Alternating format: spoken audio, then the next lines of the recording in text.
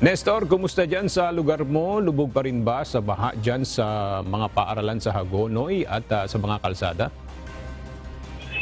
Aga partikular dito sa lugar ko sa Barangay Santo Rosario ay lubog pa rin sa baha. Hindi lang yung paaralan, pati itong mga daan-daanan. At nasa 10 paaralan dito sa Hagonoy ang lubog sa baha yung mga paaralan. 1 linggo nang nakalubog sa baha ang mga paaralan sa bayan ng Hagonoy at Kalumpit, Bulacan.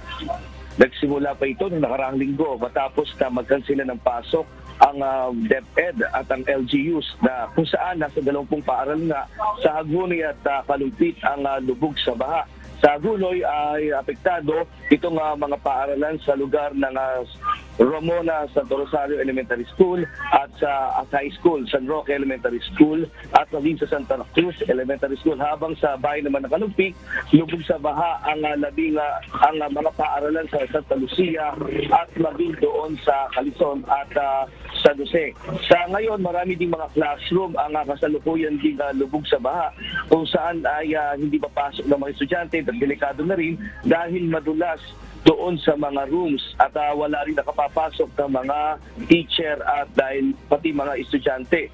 At sa ngayon, karamihan naman ng mga bata ay nag-aaral na lang ng modular learning aga sa kanilang mga bahay. At ito nga ay itong nakaraang linggo pa at ngayon lang habagat ay patuloy pa rin itong isinasagawa na nag-aaral sila ng modular learning at ito'y pinapadala ng mga teacher sa mga magulang para sila ay makapag-aral din ng tuloy-tuloy kahit pa doon sa mga paaralan.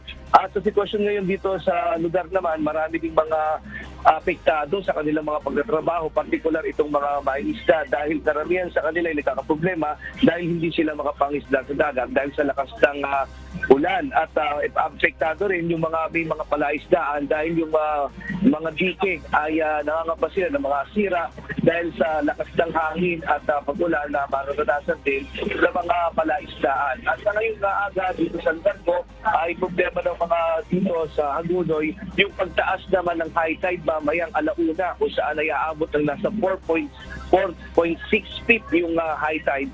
At expected na yung pagbaha rito hanggang doon sa barangay ng Mercado at doon sa barangay ng San Jose.